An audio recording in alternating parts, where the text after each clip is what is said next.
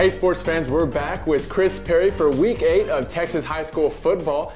He's the man you need to follow for everything Tyler Lee. Let's start off with a little bit of Tyler Lee football, Chris. They're coming off a bye week. They got their first win in district against Lakeview Centennial.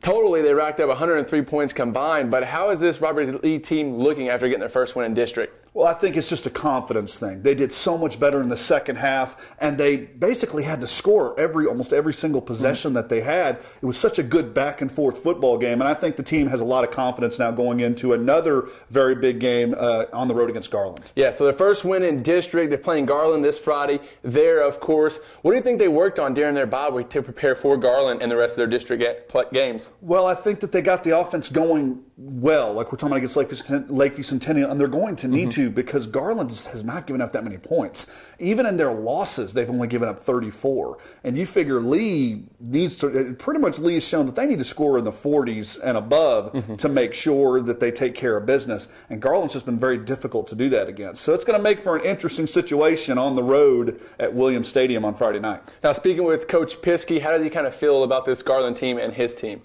Well, last year when they played Garland last year, they could not stop the run. Their running back was dynamic. He would hide behind the offensive lineman and then break out and then score big plays. Now, he's graduated, but that doesn't mean they don't have other guys that can do the same thing. They need to learn how to make sure that they break down, they tackle in space, but at the same time don't let the running back get outside of them and make big plays, because that's what they've done. But this year, they've passed the ball very, very well. Their quarterback's fantastic. He's only got 2 interceptions. So I think that's something that could be really big for Lee. They've got 3 interceptions. If they can turn him over a couple times, I think that's a big deal for the Red Raiders to try to get a victory on Friday. Now, an overall look, what are things that Tyler Lee's going to have to perfect to beat Garland Lee, whether it's tackling, whether it's passes, picking up first downs? What is it going to be? Well, defensively, they've struggled on third down. They've been really good on first and second down, and they've given up big-time first downs on 3rd and 15, 3rd and long, things like that, either with pass interference penalties sometimes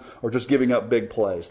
Got to find a way to get Garland off the field, because Garland's one of these teams that if you let them, they will hold the ball. They will just keep pounding and pounding at you with their running game, but they've also got a good quarterback back there too. It also makes every possession critical. Can't go 2 or 3 possessions on the road and not score. Not the way that Garland has been scoring points, and not the way that Lee's defense has been giving up 30-plus points a game. So they're going to need their offense to come through for them again. Now, somebody on the defensive side, what is a player that can make a huge impact on this team to beat Garland?